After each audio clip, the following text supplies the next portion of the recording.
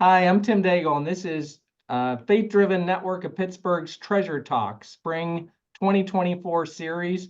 Tonight's topic is Bitcoin a faith-driven investment? This is the fourth in our spring series. We started in February with public and private equity. Then we attacked self-directed IRAs and donor-advised funds. Previous sessions are available on our YouTube channel at Faith Driven PGH in YouTube or on our Mighty Network. So I'm going to turn it over. Our special guests this week or this month are Mike Hatch, Josh Bryant, and Rick Newton. So I'll let you guys introduce yourselves as you talk. That'll probably be easiest that way and give you guys the most amount of time for the presentation. So Mike, I think I'm going to hand it off to. Take it away.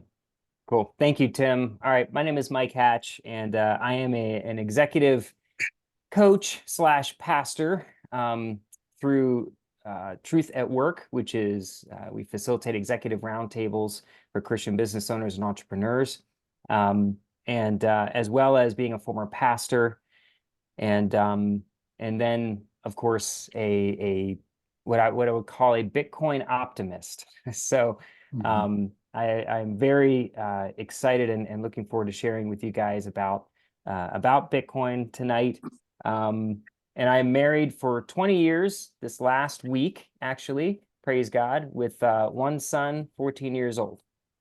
So who wants to go next? Josh, you want to share?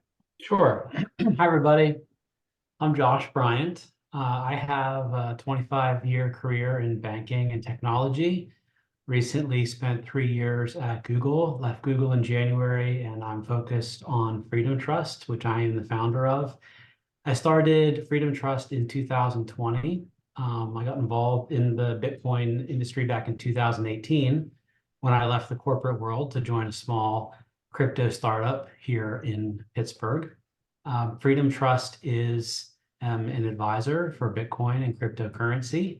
I work with individuals and businesses, and I'm looking to partner with registered investment advisors in Bitcoin custody and administration. I have a little over $1 million under management. And yeah, it's a space that I'm passionate about, and I'm happy to be here with Mike today to tell you about it. It's a great start, Josh. Already hit the $1 million mark. That's awesome.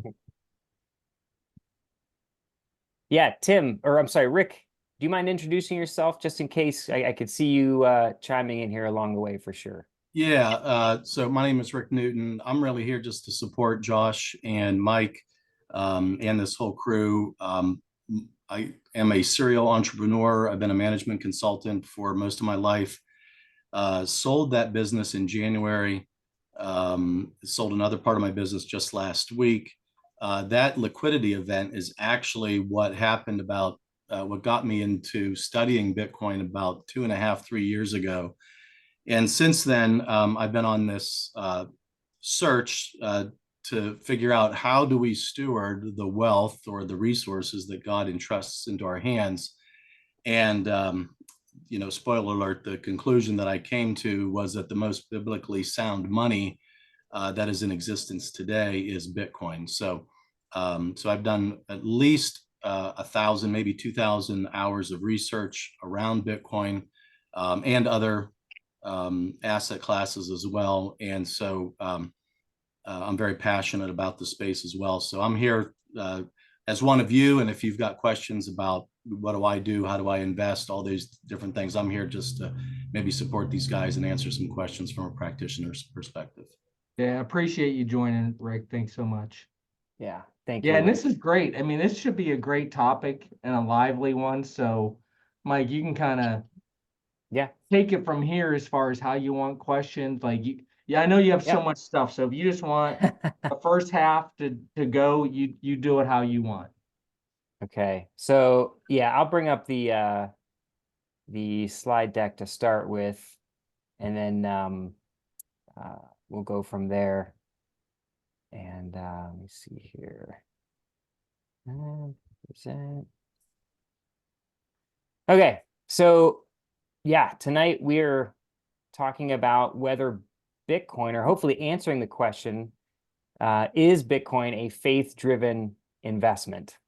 That's the big question we're looking to answer tonight. Now, let me preface this by saying that we will absolutely not satisfy.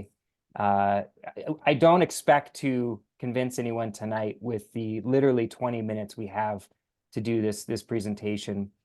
We decided based on that between Josh and I, and then I was in touch with Rick as well, just I'd go ahead and work through the slides. Josh, there might be a couple times where he will interject, and then Rick is going to be also available for Q&A. So really grateful that he joined us tonight. For me, I was similar. As Rick, I started my Bitcoin education journey in around 2020 when I had started a podcast and had interviewed somebody on the podcast who is a Bitcoin influencer, a guy named Jimmy Song. And if you get far enough in your research, you'll probably read a fair amount of his material and content. And he was the first one to really compel me from a Christian perspective about Bitcoin. And I had already come from somewhat of an Austrian economic background, if you will. So I was a gold bug for a while. Was really felt, even as a pastor, felt a real dissonance with the monetary system we find ourselves in and what God calls us to, what we see in Scripture that God calls us to. And so when I found Bitcoin, I was, of course, hesitant. I was skeptical, like everybody. And it took hundreds of hours to get to a point where finally I was willing to take a deep dive. I went to the Bitcoin conference in Miami in 2022. And earlier that year, I bought my first little bit of Bitcoin when it was around 44,000. It over the course of the conference, it plummeted from there. And I watched it go all the way down to around 20,000, and bought some more later in 2022 around 20,000, which I'm really happy about now, of course. Right now it's up around 60,000. But that's something that I know is compelling for a lot of people, is what they call number go up technology, which means it's an asset that seems to just grow exponentially in terms of its value. The number goes up. And tonight, I actually want to focus on a more redemptive aspect of Bitcoin. Of course, we can talk, and we will talk a little bit about that. But I really want to talk about why we, Josh, myself, Rick, and so many others believe that Bitcoin is absolutely a faith-driven investment. And so we would say, of course, we would say, yes, it absolutely is. And there are two primary reasons we're going to talk about tonight. Number one, that it is an honest weight and measure, a lot like what Rick just said, that it's one of the only monetary technologies in human history that abides by God's mandate for just weights and measures. And we'll look at a couple scriptures about that. And then also, secondly, it promotes human flourishing. And I'm really excited to share with you some of that that's going on around the world. It's really, really exciting stuff. We, unfortunately, are at a disadvantage in understanding Bitcoin because we are the top dog. We are the dollar, okay? As America, as United States, we're the dollar. And so we don't understand what it's like to be in third world countries where you're shut out from the financial system, or you risk your life going to Western Union in order to get the money that family members are sending over. We don't understand that like third world countries do. And you'll see that they are some of the ones at the front lines of adopting Bitcoin. So I wanted to start really quick with someone that hopefully, if you're in Faith Driven, you are familiar with, Cathie Wood, who is the co-author along with Tim Keller and I don't know, Finney Carulia. I knew it was Andy Crouch. He's from Eventide. Okay, all right. She helped write Faith Driven Investing, the book, obviously, that Faith Driven Investor is put out recently.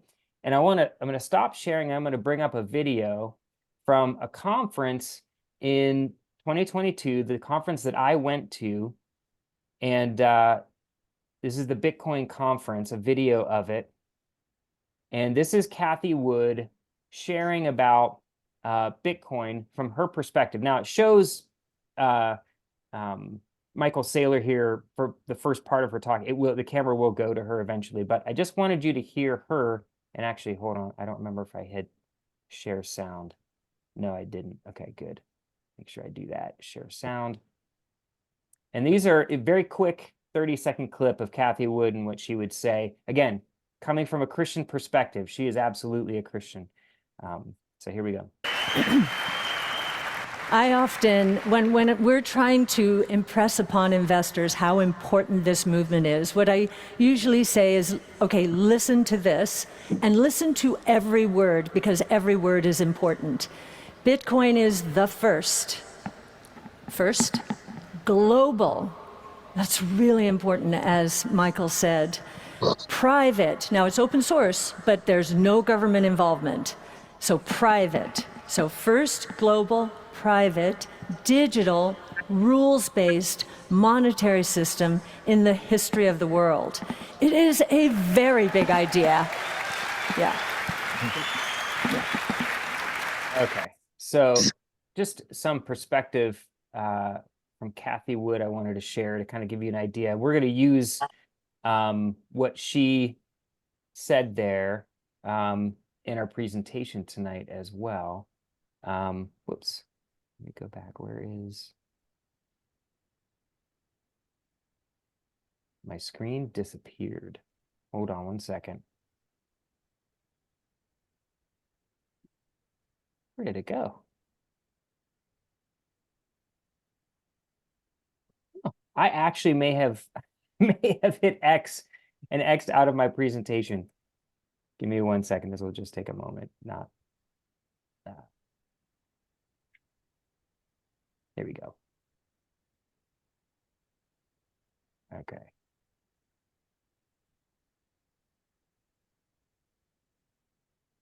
All right.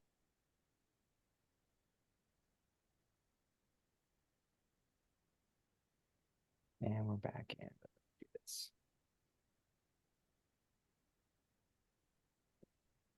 Okay.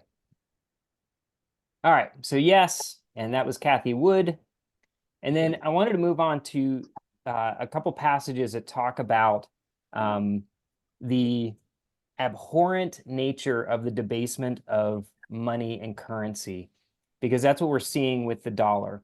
In Deuteronomy chapter 25, Israel is told by God, verse 15, you must have accurate and honest weights and measures so that you may live long in the land the Lord your God is giving you.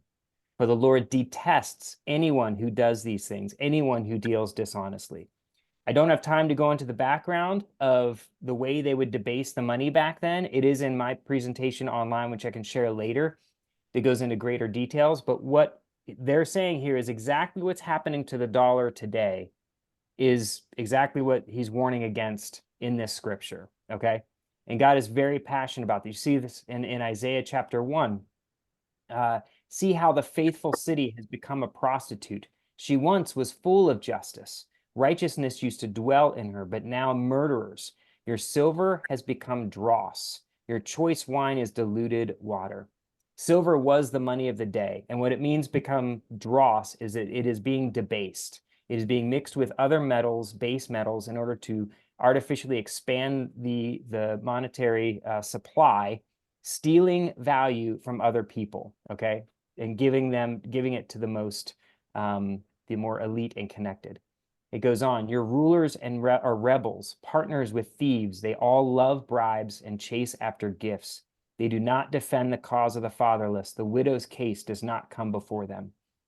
Interestingly enough, I got to teach some pastors in Africa about Bitcoin. And when I got to this passage and shared this, they laughed out loud because they said, this is exactly what we deal with on an everyday basis. And it's funny because here in America, it's a little bit covered more than it is in some of these third world countries, but they are very familiar with this whole piece. And then Proverbs 11, 23, actually, I think it should be Proverbs 1. I think I have that verse wrong there. But the Lord detests dishonest scales, but accurate weights find favor with him.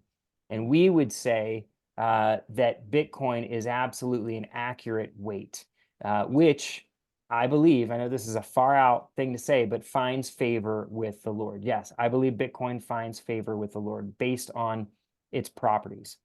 And so let's take a look at the dollar and see how it has been debased over history. Starting, this graph goes back to before 1920, but it's pretty clear that the dollar has been debased. The value of the dollar has just plummeted over the last century or so. And I wanted to ask, first of all, Josh, any insight or point you'd like to make here with this graph?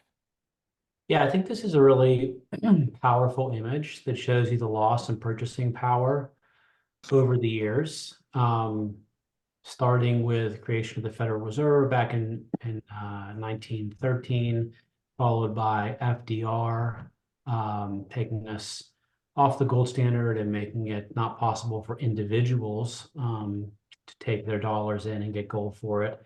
And then finally Nixon in 1971 with the Nixon shock, taking us completely off the gold standard and making it impossible for foreign nations to redeem their dollars for gold. You can see over that time the loss in purchasing power and the inflation, which has really ramped up since 1971. And something that I think is particularly true of inflation is that it can help those who hold assets, real estate and equities. It helps those who hold debt because it makes it easier to pay that debt back.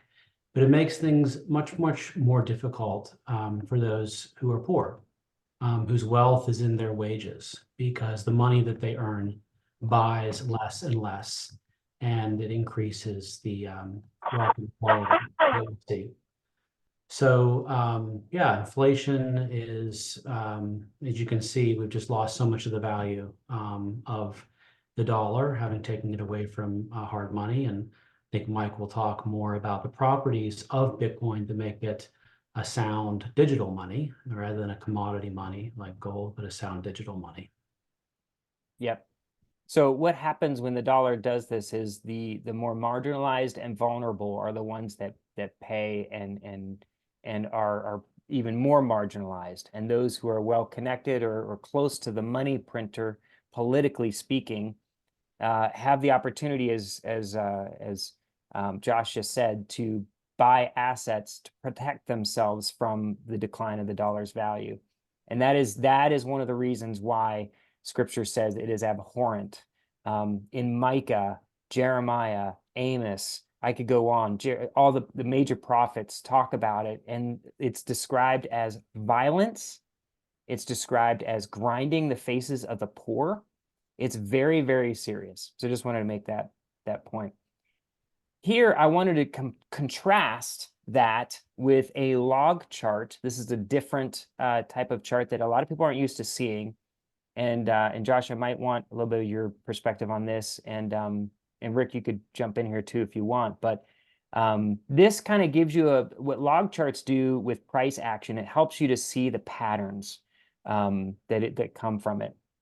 And this is Bitcoin on a logarithmic chart from 2009, from its inception to about 2024, almost 2024. And clearly there is a pattern here that you wouldn't see on a linear chart. So yeah, Josh, you have any thoughts on this chart was taken from a recent report from Fidelity on Bitcoin. On the left-hand side, you can see the left-hand y-axis is the number of Bitcoin wallets that have some amount of Bitcoin in them. And on the right-hand side, the total market cap, which is right now close to 1.2, 1.3 trillion. And Bitcoin came about in 2009. So you can see the growth there. Yes. So we miss this because often the graphs we see on CNBC and Fox News are much, they're much more compressed. And of course, without a doubt, Bitcoin is volatile, and we'll answer that question later if you want to talk about our perspective on that. But it is definitely following a pattern, a positive pattern, we would say. So some of the aspects of Bitcoin that make it an honest weight and measure, and I use these descriptions that oh my gosh, who I just Kathy Wood. I just used these descriptions that Kathy Wood used. She talked about it being global. What's amazing about that is that it is accessible to anyone in the world. So I have an African friend who came to stay with us for a while from Kenya. He went back and they've needed support every now and then. And I can easily just go on my computer from my Bitcoin wallet, bring up the QR code literally over the computer camera here. He can snap a picture of that QR code and he instantly has the Bitcoin, or within 5 or 10 minutes. Which is a huge deal. The accessibility for people in third world countries is an absolute game changer, okay? And then private, it is private. So there are no intermediaries. There's nobody needed to help facilitate the movement of Bitcoin from one place to another. Another way to say it is that it's permissionless. If you think about all the different permissions we have in place right now, I don't care if you're using PayPal, your bank, Western Union, like I mentioned, whatever it is, there's all sorts of KYC, which is know your customer, Q&A questions, all sorts of hoops you have to jump through in order to send money from one place to another. And if you've ever sent it over wire, you know how difficult that can be. It's supposed to be the easiest, fastest way, but it can be really challenging as well. And people in third world countries are shut out completely. They have almost no access to be able to do that. And so it being private in this sense and permissionless allows people to send it peer to peer, okay? It is digital.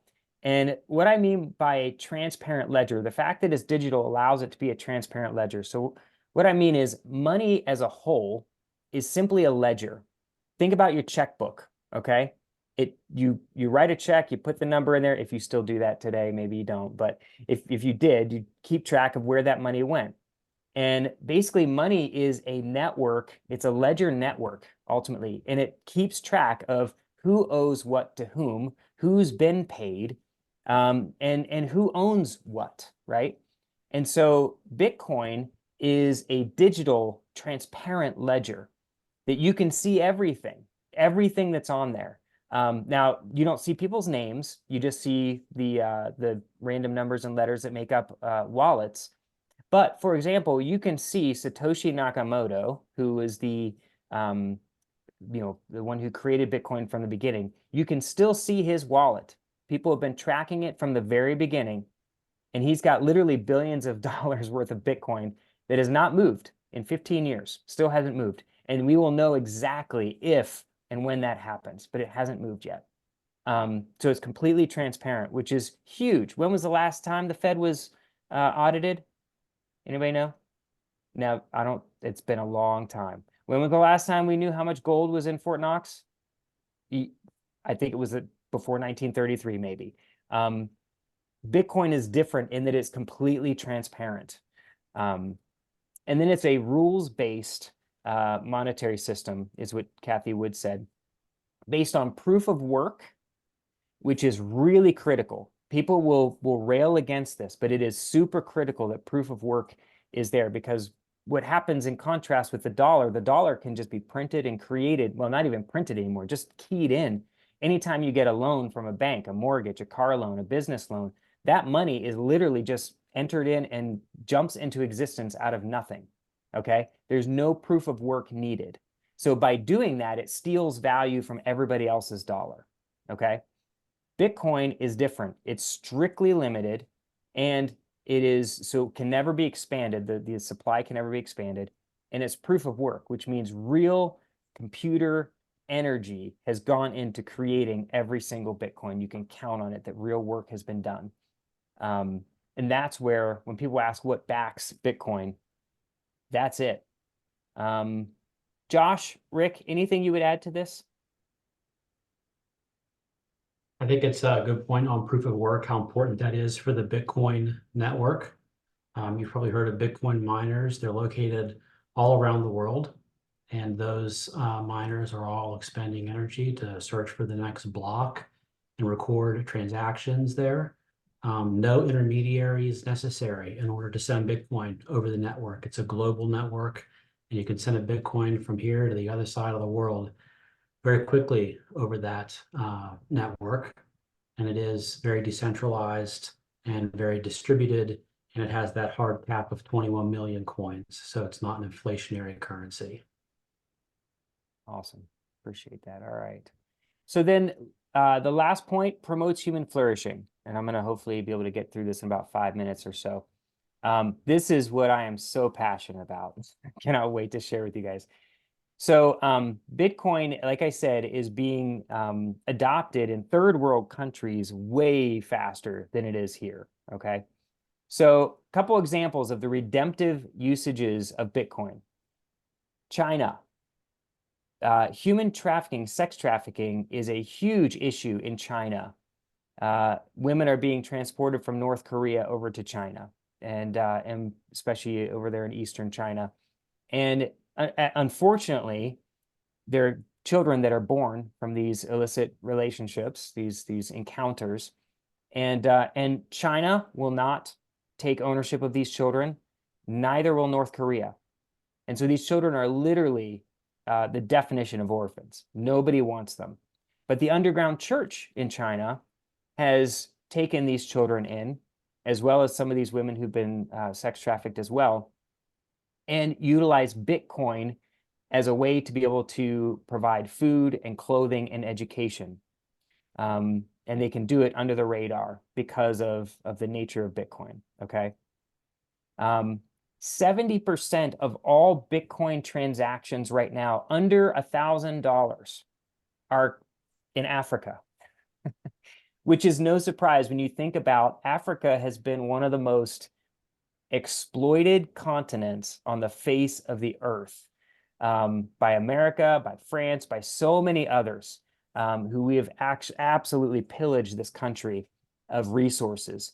And they have been under intense monetary persecution in a sense, or constraints, especially from the CSA franc, which is the currency that France uses in order to really colonialize Africa, large portions of it. And so tons of Africans have seen the value of Bitcoin right away and are utilizing it to access trade and enterprise, to start businesses. Nigeria right now, I believe, is still the leading adopter of Bitcoin. And of course, we know right now in Nigeria, the currency is being absolutely decimated through debasement in a huge way. And so again, it is money for the marginalized. It is money for those who are the outcast and the forgotten. Guatemala, great example of incredible things happening in Guatemala. A friend of mine who I had on my podcast a while back, Patrick Melder, he's a missionary down in Guatemala, and what he's doing is he's getting investments from people in order to do Bitcoin mining in Guatemala.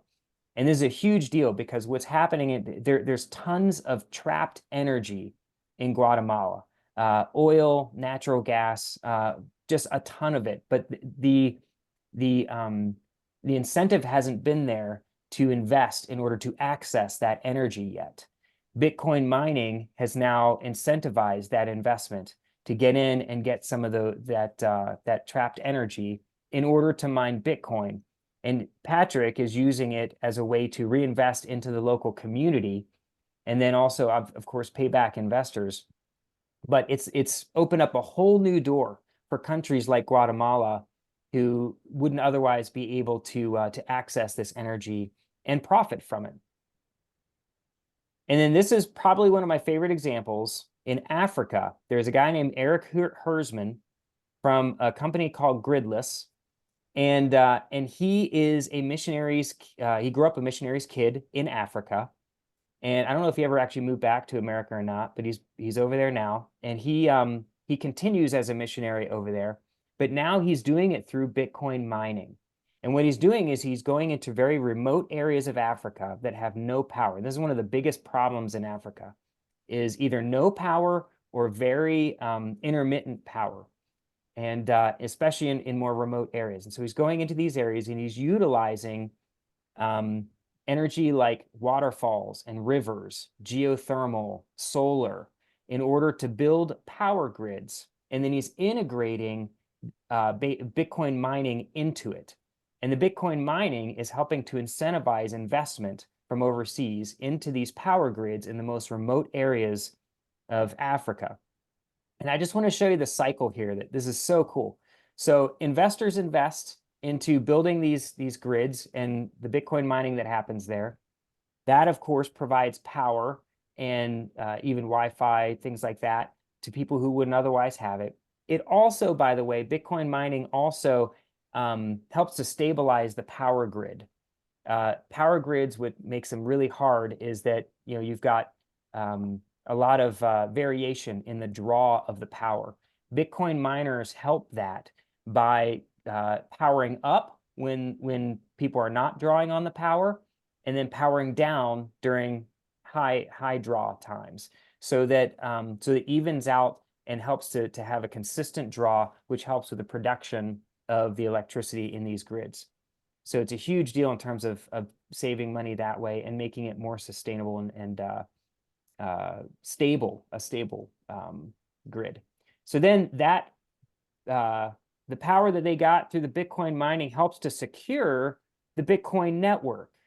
Okay, and the Bitcoin network is the biggest, most powerful computer network on the face of the earth right now.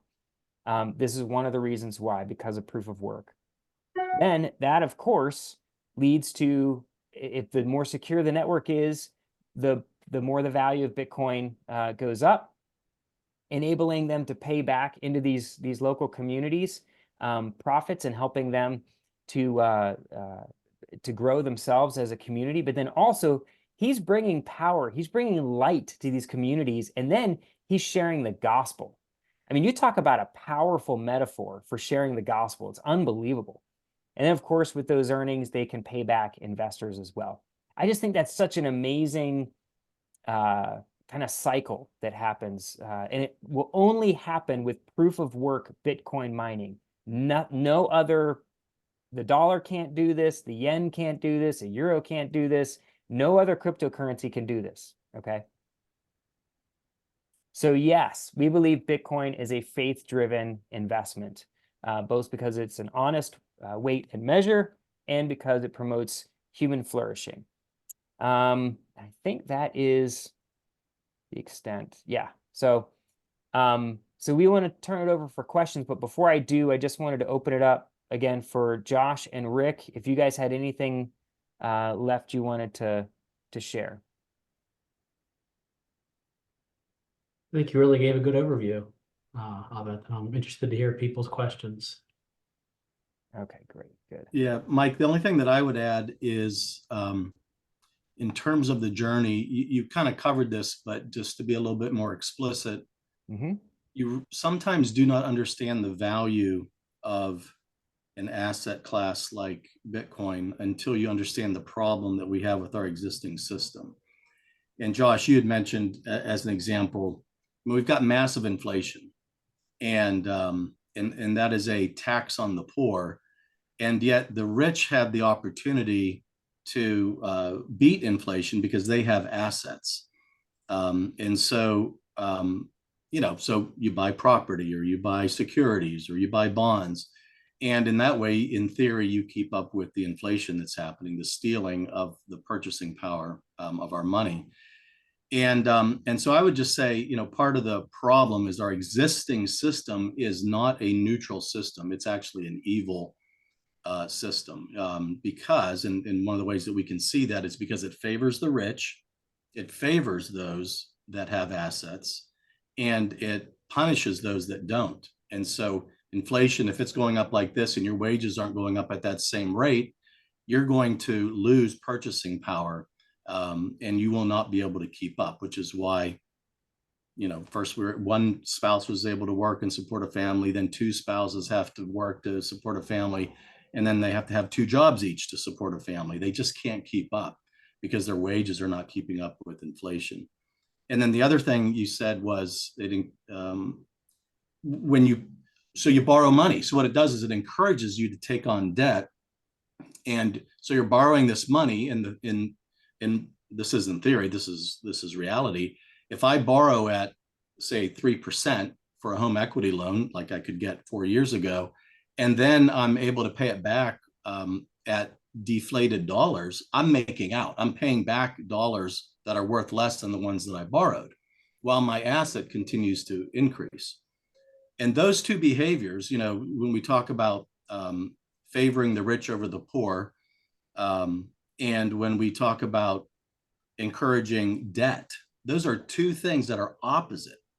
You know, so the incentives of the current system are broken. That's why it's not neutral, it's evil, because it's actually encouraging us to do the exact opposite of what the Bible is teaching. And once you kind of understand that, you immediately get backed into a corner and say, well, Lord, how do I keep up? How can I, you know, that's when you start asking the profound question, what really is money? What is wealth? What is it that enables us to have kingdom impact in the world through resources? And once you start asking that question, I believe if you have an open mind and an open heart, you'll inexorably be led to Bitcoin, which has all of the properties that the Bible says wealth and money should have.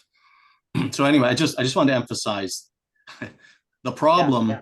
The problem leads you to the path of the solution, and sometimes people don't recognize the value of the solution because they don't really understand the problem. Well said, Rick. Well said. Yeah, excellent presentation, guys. And yeah, let's open it up. This isn't usually a bashful group, so what questions do y'all have? Larry. Okay, so I do have a question. So I really like what you had to say, and I thought it was really interesting. I am curious a little bit about, you know, one of the things you said is private, no intermediaries, you know, and it's permissionless. And I'm wondering to what extent about security, right? I mean, how can fraud happen? I do some stuff in cybersecurity, and so I'm imagining all these different ways I could perpetrate frauds in such a system. And I'm wondering to what extent has that been a problem with Bitcoin? The other part of it is going to turn into also, we're going to talk ransomware in a second, but and because it's a very popular thing for it. But I'm just kind of curious a little bit about security and how do you deal with this and how has it been dealt with? And because I mean, if I'm interested in doing this, I would want something where it's not likely to be stolen from me or otherwise manipulated. So I definitely want to be out from under the government's thumb. That's great. But then there's the other side of that. And I'm just curious your experiences in that regard. Mike, I can actually add a little bit to this too. Okay. Yeah, great. Yeah, go for it, Jason. So my background is in technology. I've been in tech for 30 years. I run my own node and I have my own Bitcoin little miner. So I have my own like system that I'm running. I have my own what's called cold storage wallet, and that provides me with protection on my device. So there's very few ways of exploiting and getting into my private key to basically steal my funds. In addition to that, my wallet connects directly to my node through the Tor network. So even my footprints on, as far as like, this is more technical, I know, but this is the way I do it from a technical perspective to try and protect myself from people who are snooping on my internet traffic, who potentially would try and get into my phone because it's a cold storage wallet. Even if you hack my phone, which is a secure phone, you still wouldn't be able to get to my coins because it's on a air-gapped device. So, I mean, it's as much security as I can put into place, I've got it. I even have a Faraday box that I put my devices in, just, you know, for extra protection. So do you have a specific question technology-wise about fraud and, you know, potential attack vectors? I'd love to hear more about your, maybe later, I'd love to hear more about how this system works. Just because those are kinds of things I would think if, you know, there's lots of ways as an attacker, I might try to like compromise this. And so some of the measures you talk about, that sounds really interesting. I mean, I just want to, I mean, nothing is foolproof, you know what I'm saying? There's always ways to steal and compromise these kind of systems. But I'm just curious, like how much does it take and how much does it cost to actually do this and how much time does it take to set all that up? So I mean, All right, yeah, let me go ahead If I and could speak to it a little yeah, bit, sure. only because Larry, so first of all, Jason, way to go. Thank you. You are in the 0.001% advanced class for Yeah. Bitcoin, ownership in terms of really taking sovereign ownership of your wealth.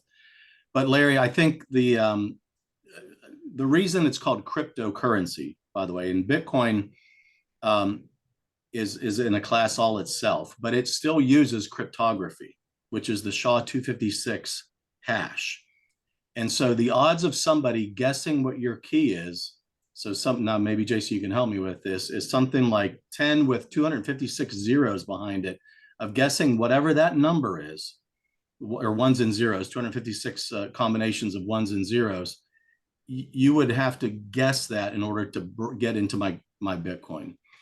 In 15 years, that's never happened. So the other attack vectors are to attack an exchange. So the only problems that people have ever had in this particular monetary system is when you centralize again, just like a bank, right? People go to a bank and they rob a bank, or they hack, Visa or MasterCard or whatever. Anytime you centralize wealth, it creates a honeypot for people to come after it.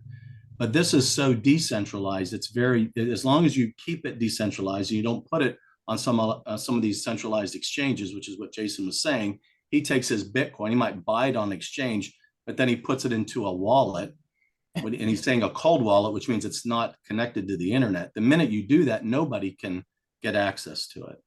And so it's extreme. It is the best, highest protected network in the world, protected by tens of thousands of nodes and miners that ensure that nobody can get access to the private keys of the people who own the Bitcoin. So, I guess, okay, so I'm curious about the exchange though. So I'm doing these exchanges. Is there a way for me to exploit those exchanges to be able to get access inappropriately? Coinbase would say there isn't, but that doesn't mean that there aren't attack vectors, and there's ways to mitigate that. Just like it's the same attack vector that you would say, what if I bought some US Steel stock or some Microsoft stock, and I go to a brokerage, I go to Schwab or Fidelity or something. I'm doing it. It's literally the same type of security that they have to make sure people can't get access to your securities. So they would tell you, no, you can't get access to that. The only way you can get access to that is to somehow read somebody's private key and impersonate them. Well, I'd say the exchanges are dangerous because you don't know what the viability of the exchange is. We've seen it with FTX and Celsius, and I could go on with a whole list of them. Every YouTuber out there is going to tell you, if you listen to anything about Bitcoin, get your coins off the exchange as soon as possible. Never leave them on the exchange, because you don't have control over those keys, not your coins. And right. and not even like Yeah. from external attack, but from internal explosion. We've seen like FTX, great example, Mt. Gox at the very beginning. A lot of these centralized entities cannot avoid the temptation to do sketchy things that lose people's Bitcoin. But that's not a Bitcoin lacking. That's Right. because these are dishonest people. Right. Yeah, and so let's go back to the faith-driven aspect of this. Mhm. What is there to keep, even with Bitcoin, the rich from,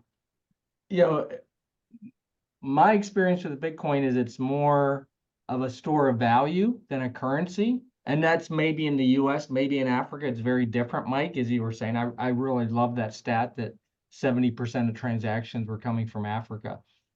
But if it's a store of value, and now you have BlackRock and all the ETFs buying up, how is that not the rich then gobbling it all up? And then the scarcer it gets, the more value it gets, and BlackRock and the rich people just get richer, and the poor don't really benefit from Bitcoin. So it was supposed to benefit them, but will it? What do you guys think about that? Love that question. Love that question. So First of all, why wouldn't the poor still benefit? I don't mean to answer your question with a question, but I'm just Yeah, I curious, mean, I why guess they would wouldn't have, they would have to have Bitcoin, but who owns, and again, the problem is we're in the US, right? Mhm. And I think like an American and not like someone from elsewhere in the world, right? Sure. And it may be just two very different paradigms, but I don't see a lot of the poor and the marginalized in this country getting into Bitcoin. Right. And maybe I'm wrong. No, I think you're mostly right about that. I would say that's true. I think globally it may be a different case, but yeah. But they're not ruled out, Tim. Yeah. It's not like venture exactly. capital where only people who are qualified investors can get access to Bingo. an early, offering like with Facebook or something. Anyone, even if you have $5 or $10 or $100, you can buy Bitcoin and you can benefit by the purchasing power that accretes to you by buying a hard asset like that. So anyone can buy it. And yeah, rich people are buying it too, but they're already rich. So they just happen to see something that can also improve their status. But it's not just benefiting just the rich. This is very egalitarian. Everyone and anyone can buy it and can benefit from it. And just for those who may not know this, so Bitcoin is divisible by 100 million parts. Okay. So 100 million Satoshis are in each Bitcoin. And so it's highly, highly divisible. And so, like he said, you can buy the tiniest fraction of Bitcoin. And like Rick said, still enjoy the accretive value of it. And also be able to utilize it. And that's probably the most important thing, especially as I mentioned, some of these third world countries and the more marginalized. I would say that the store of value aspect is less a thing for them. It's more about utility. Can I exchange peer-to-peer with someone else in my country and do business with someone without an intermediary, permissionlessness? Can I do it without at a low cost and without risking my own life, having to travel to somewhere else to utilize the currency? That's what is the underlying utility of Bitcoin. Is a huge deal to those who are poor. But like what Rick said, it doesn't mean they still will not see an increase in the value over time because it is such a strictly limited amount of it. Well, I think also, I look at Bitcoin as a great store of value. I look at Lightning as a great medium of exchange. So maybe I don't know if people understand that. Mike, Yeah, maybe we you didn't can. get into Lightning, but yeah, Lightning is another layer built on top of Bitcoin that allows for almost instant settlement. I think coming back to how it doesn't necessarily favor the rich as much is because in our existing system, there's no limit on the amount of debt that can be created. And the entities that have the most access to debt are the major corporations, the governments, the people who are connected at the very top who can access the most debt. And with that debt, buy the assets that they can then rent to everybody beneath them. So there's no limit to the amount of dollars that can be created, especially and then the access to those early dollars. It is the wealthy and the connected who have first access to those early dollars, the first dollars that are created through debt. Even when you think about when you take out a mortgage on a big house or do major capital financing for an apartment complex, or all of the financing in the world is based on debt. This is new money entering the system.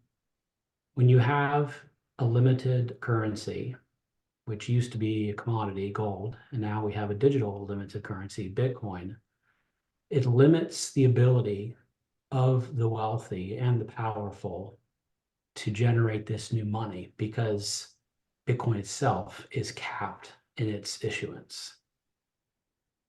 That's a great point, Josh.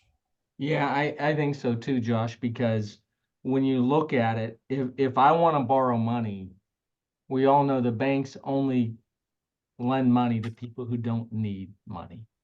You know, like we deal a That's lot very with true. some of the marginalized communities around Pittsburgh.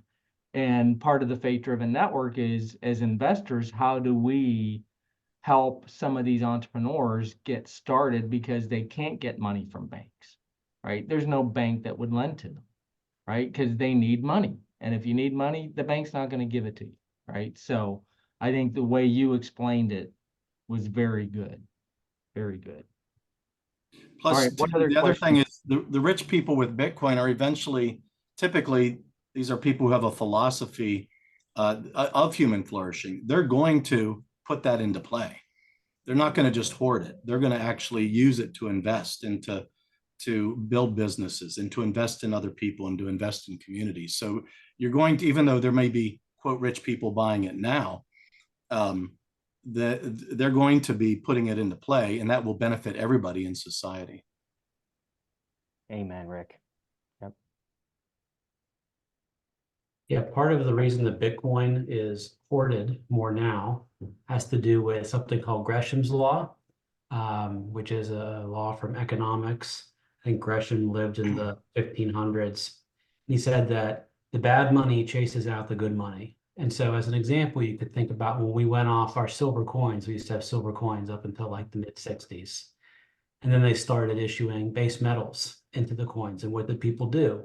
They started pulling the silver coins out and hoarding them because they knew that the silver was limited in supply and the silver itself had greater value than the base metals that were in the new currency. I view Bitcoin in the same way because it is a valuable currency. People are hoarding it. But over time, as we'll call it the bad money or the not as good money, has less and less trust from the people who are using it in terms of using it, spending it, accepting it. I think in the future, you'll see the good money, Bitcoin, be used more and more as the base layer or as a base layer for settlement in the system and for commerce. And that's one of the value propositions of Bitcoin over the long term. So I'm going to go ahead and throw it to Rick real quick because we had a question from Craig Waller about Bitcoin being regulated and how that could impact its value. And Rick would love to, and Gabe also, if you check the chat, had a good response too. But go ahead, Rick. Go ahead and speak to that. Well, just real quick. So I think that is probably one of the biggest concerns of most people who invest in Bitcoin, especially in the United States, is will it be regulated? And if you think about the people that are standing in the way of a lot of the Bitcoin on-ramps and the ability to use it as a currency, they are definitely people that I would say do not share biblical values. And so, so let me just say that this threatens their stranglehold on the money printer. Bitcoin separates money from the state. By the way, the state didn't always have control of money. It was always a private, historically, it was always a private thing between parties or within communities. It's only been a more recent phenomenon that, yeah, we know Rome had that, but in terms of generally around the world, having a nation state define this is the legal tender and you can only use this to pay taxes and to buy and sell in this country, that's a more recent phenomenon. And one of the reasons that it's become a stranglehold is because now they have the control of the money printer and they can inflate the money at will. They don't have to put any energy, any kind of effort, investment into producing that money, which makes it worthless. And so they are continually debasing and stealing. So, you know, unless your pie, the pie keeps getting bigger, unless your portion of that pie grows at the same rate that the pie keeps getting bigger, they are stealing from you. They are stealing purchasing power from you. And that doesn't matter whether you're rich or you're poor. They are stealing that from you. And so you better believe that this is something they're not going to stand back and just let happen. So the answer to your question is, you know, can it be regulated in a way that impacts its value? Absolutely. They can tax it heavily. They can, right now they're regulating the ability to do, Jason probably could speak to this, things called conjoins, where you mix your Bitcoin together to anonymize it. They're coming against those kinds of things. They're even yeah. There's even a potential. There's legislation being proposed to actually keep you from self-custodying it. And so there's a lot of attack vectors. And so to me, that is probably one of the biggest concerns that you would have about this particular asset, is because the government could actually regulate away, because they have every vested interest to try to minimize its impact here in the United States. That doesn't mean it's not going to continue to grow outside the United States. It absolutely will. And it doesn't mean that it's not going to, usually every country that outlaws Bitcoin or outlaws mining, it only goes up in popularity because people really realize they've just played their hand, and they realize this is the only thing that really has real value if the government is coming against it. So the answer to your question is yes, it could impact its value. At first, the value could go down because maybe the capital gains, right now there's capital gains on buying and selling of Bitcoin here in the US. That's not true in other countries. So that actually keeps you from using it as a currency. So but they could raise that capital gains, or they could even outlaw certain things, certain aspects of it. All I can tell you is the more that they clamp down, first of all, Bitcoin's just going to keep going, TikTok, next block. It doesn't care about that. And usually when that happens in every country where there has been a lockdown like that, whether that's China or Nigeria, some of the other Latin American countries, it has only increased in value as a result, and increased in usage as a result within that country. Yeah, Nigeria was a great example. They try to crack down on it and say, here's a CBDC instead, and the CBDC failed because nobody would use it. So, yep. Good. Other questions? I have one. Yeah. I heard there was a halving event last month. What does that mean? Is that limiting the production end or what? Can you explain that? Yes. Yeah, it is. So there's a certain amount of Bitcoin that is produced every 10 minutes. And right now it used to be 6.25 Bitcoin were produced every 10 minutes, about every 10 minutes. That was cut in half the weekend of April 20th. Now only 3.125, something like that, Bitcoin are released every 10 minutes. So yes, it is on a deflationary release schedule. So every 4 years, the amount of Bitcoin being released is cut in half. And what that's done is we've seen it's put a lot of pressure on the miners, because it puts a lot of miners out of business because they're getting less in rewards for doing the work of mining, and they've got to kind of redo their whole business model in many ways, which can be a good thing too, actually. But that's another way that oh, good, perfect. Is that you, Tim? No, I think that's Rick. Nice job, Rick. All right.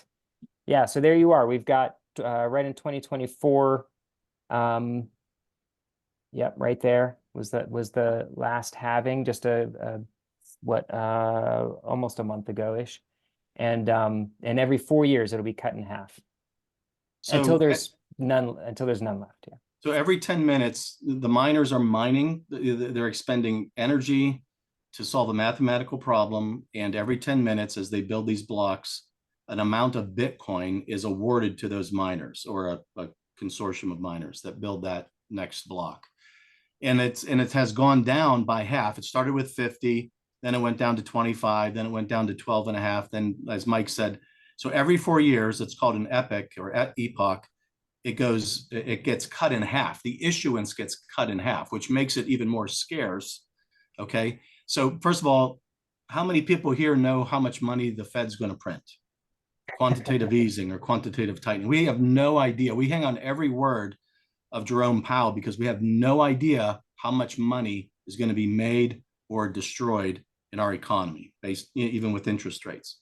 Here, we know exactly what's going to happen with this money and how much is going to be issued.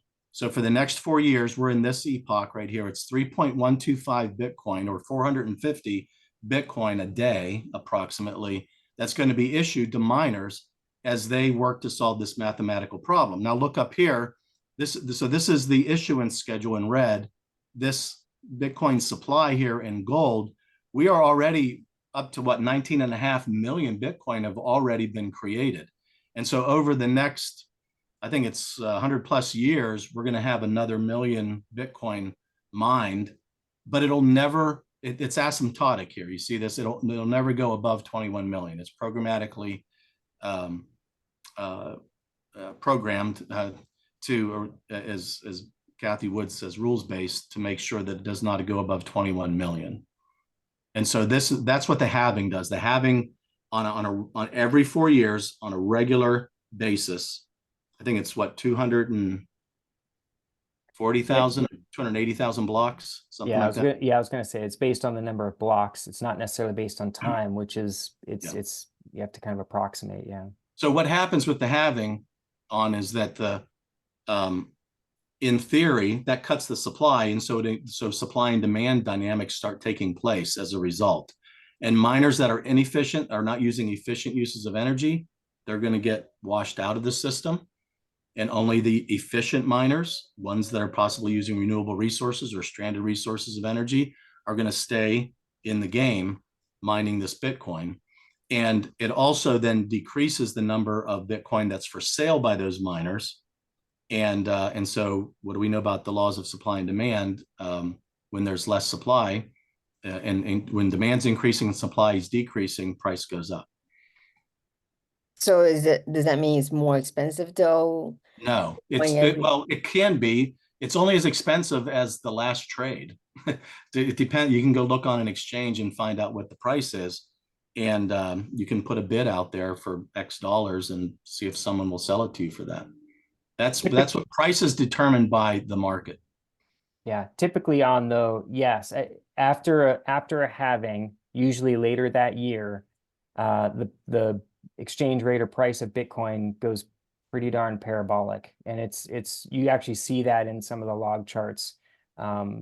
So later this year, close to 2025, chances are the price will go up pretty extreme.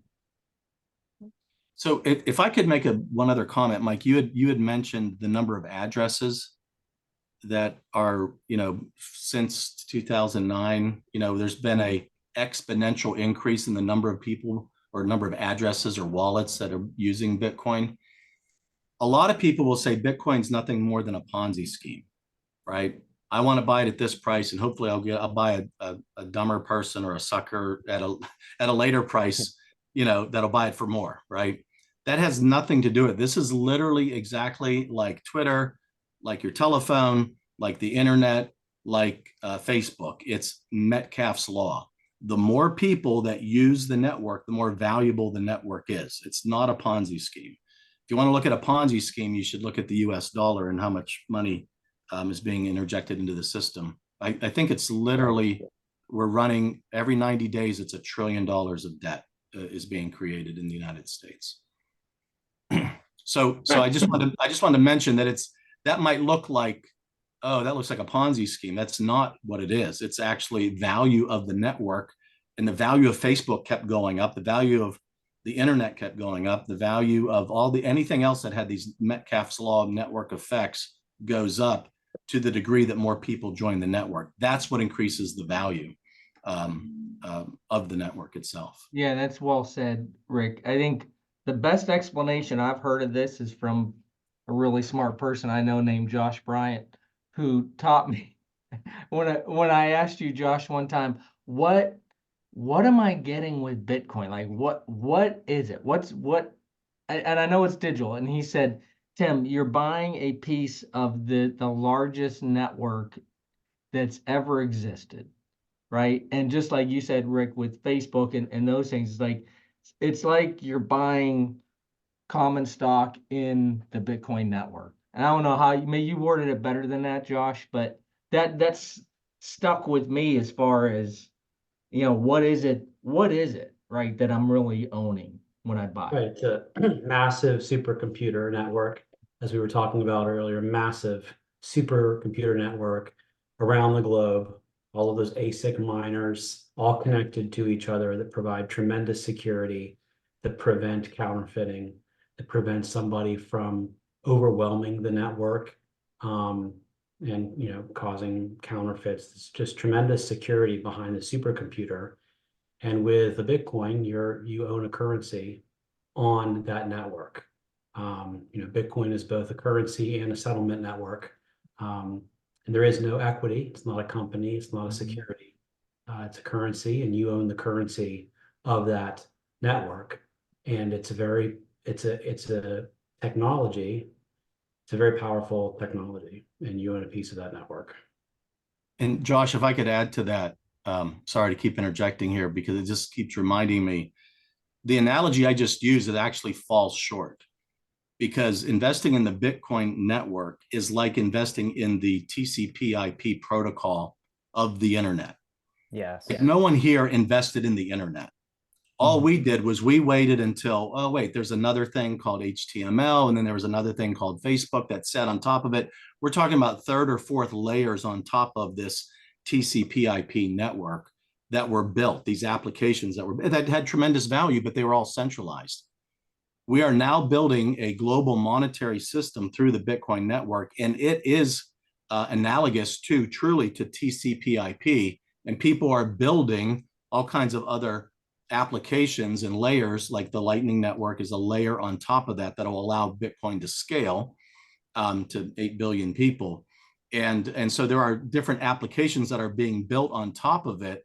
You actually have an opportunity to build on the ground floor of even those applications, even of those businesses that will be built on top of this, biblically sound monetary network. And so it's even better than just what I just described in terms of Metcalfe's law and in terms of other network applications. You're actually buying into the network itself. It's as if you could have invested in TCP/IP and had a portion of every TCP/IP transaction, which was trillions, right? Think about how much money or how much value you could have accreted if you had been able to invest in that. I'm really glad you're here, Rick. Appreciate your insight, man. My pleasure. Yeah, this was great. Any final questions? Larry, it looks like, I was gonna say, it looks like Larry's ready to ask a final question, so. I'm just kind of curious, I mean, for people who are new to, I mean, I understand some of the concepts of Bitcoin, but in terms of actual investing in Bitcoin, I don't know anything about this. How does one go about if you were interested in doing this? I mean, what is the right way to do this? Make sure you're doing it properly. How do you do this? Are there resources out there, or where do we go from here? I guess is what I'm wondering. Larry, I'm Great really, yeah. really glad you asked that question. And I would direct you to get in touch with Josh Bryant and have him talk you through the options there. He is so knowledgeable in how to do this in multiple amazing ways. And so I would encourage you to go to Josh and have him direct you through that process. And so I'll kind of leave it at that, because there are different options you could do to do that, but I would absolutely entrust you to Josh. Yeah, well, there's probably, go ahead, Josh. Just thank you, Mike, and just to kind of follow up on that, it is something you can do yourself if you want to kind of jump into it yourself. I help people who want help in getting in terms of private keys and how to best store those keys and collaborative custody of those keys, and other things. Just a lot to it. So there are, it is technology that you can jump in and try and figure it out yourself. But I do help people who are looking to make those investments in terms of how to secure it, and so on. So thanks for that, Mike. Well, Mike and Josh and Rick, maybe if you could, and I can follow up with you guys, is there some things, just some maybe some good content or something we can put on the Mighty Network that would give a good overview? And there's obviously a difference between just Bitcoin itself as an Way to go, Rick. investment versus the faith component of it. So Yeah. this is great. This Perfect. is great stuff here. So this is from a presentation that I gave to a network of churches last November. And, all I'll tell you is, listen, Larry, you've got to come down a learning curve. And I would say, don't invest anything until you are, you feel, until you've done some research, because this is the stages of research that people go through. If you've looked at it for an hour, you think it's a cryptocurrency. If you look at it for 10 hours, you'll say, oh no, the government's going to stop it. If you look at it for 100 hours, you go, oh, this is like digital gold. After about 1,000 hours, you say, you know what? It's not cryptocurrency at all. This is totally different. And then after 10,000 hours, I don't think it takes that much, but then you realize it frees humanity from the control of the state. And books that will help you to do that. The one that really helped me was this, Thank God for Bitcoin. It is a tremendous book. In the first, Mike, Josh, like 8 out of 10 chapters, it just talks about the broken money system. Yeah, from a biblical perspective, yeah. Yeah, so the Bitcoin standard, there's another one called the Fiat standard, Lynn Alden's Broken Money, Jimmy Song, who Mike mentioned, Fiat Ruins Everything. Natalie Brunell has this wonderful, she helped me as a newbie come down the learning curve, lightly. It's not the hardcore stuff, but it helps the people on the fringe to start understanding what it is. There's, people from Fidelity, people from BlackRock that are very much, have presentations about this. So there's tons of resources on YouTube and Twitter and, just about anything out there. But these are the ones that I would wholeheartedly recommend. These people have, and I don't know if there's any others you would add to this, Mike or Josh, but these people are tremendous on this list. Real quick, just want to throw this out there that one of the authors of Thank God for Bitcoin is on with us right now. Gabe Higgins is one of the authors of that book, actually. So, Gabe, thank you for that, brother, for that gift. Yeah. Holy smokes. And then also, I may have him share a little bit, but just one podcast I would recommend if you're a podcast listener, taking it in bits and pieces, Bitcoin and the Bible. That podcast is fantastic, unbelievable primer. They stopped doing more episodes after like 24, 25, because I think that's really what they wanted to accomplish and then be done. But it is a fantastic primer, both technically and from a doctrinal, theological standpoint, biblical. But yeah. Gabe, anything you would add since I just called you out, man? No, I appreciate that. Thank you for the kind words, by the way. And if anybody on this call wants a book, I'm happy to, Mike, if you can collect their information, I'm happy to send a copy for free. Appreciate that, man. Thank you. Tim, that would be you probably getting the addresses, right? Gabe, thank you, because that book, along with a bunch of Michael Saylor videos, orange pilled me. I mean, but that's the one that tipped me over. I mean, it's a tremendous book. Good. Yeah. I'm very glad to hear that. I think and I'm glad that these kinds of conversations are taking place now. I think it's vital for Christians all around the world to really be able to understand this tool, because it's a powerful tool that we can use for the kingdom, and to move the kingdom forward without impediments that are likely to come our way. And we know this is the case. So I think now's the time to prepare. And Bitcoin is just a tool. This isn't, and I want to emphasize that I think it's less of an investment opportunity and more of an opportunity to be good stewards of our talents, right? Just like the parable of the talents. And we've never had, in the history of humanity, we've never had a tool of a monetary unit this powerful before. So I think we should do our part and leverage it for the kingdom.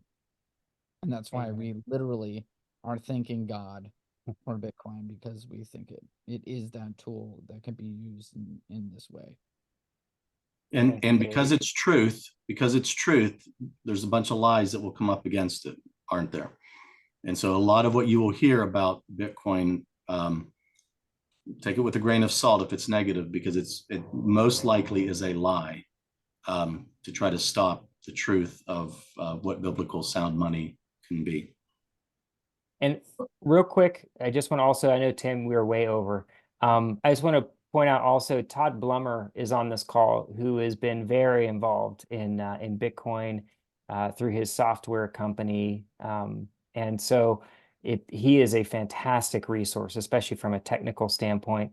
He actually has got a POS that he developed for small businesses to utilize, be able to accept. In fact, the loafers across the street from me here accepts Bitcoin now. But he's doing all sorts of amazing things in the Bitcoin space through and in addition to his software company. So Todd is definitely another great One resource. final question, Mike, is there any local meetups or anything that people can do? Is there something regular? I've seen you in the past kind of say it. I don't know if that's regular, if it was a one-time thing. Is there something we can join? I'm so glad you asked, Tim. As a matter of fact, this Thursday night, couldn't have planned this any better. I May did 9th. not know that. Honestly, I did not know We- that. That's great. This Thursday night. We're meeting, and actually the address is wrong on Meetup. I've got to change it. We're going to be meeting at the Saluna. It's a coffee and also in the evening they serve some alcohol as well, and great food. It's kind of Mexican. It's down right at in the Strip District, right as you come across I think it's which is the 6th Street Bridge, I think. It's right there on the left. You come right across the street from Orchard Hill Church, which is down there in the Strip District. 16th Street. Yeah. Probably 16th Street. Thank you. Yeah. I knew there was a 6. Yeah.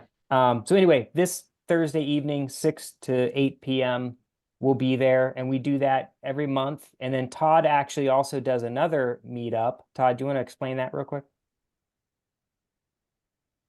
Yeah, it's more of a technical meetup. And I try to get on people who are developing within the Bitcoin space, either owners of companies or developers, and just talk about a technical aspect of Bitcoin, like different wallets and other Lightning Network and so forth. Cool. Yeah, and that's it's called the Bit Devs, Pittsburgh Bit Devs. It's also on Meetup, and we'll be having one near the end of this month. All right. Well, thank you guys. Great job tonight. I think we all got a lot out of it, and just an amazing group here on the call. I didn't know everybody when they got on and the backgrounds you guys all had. So really appreciate your time.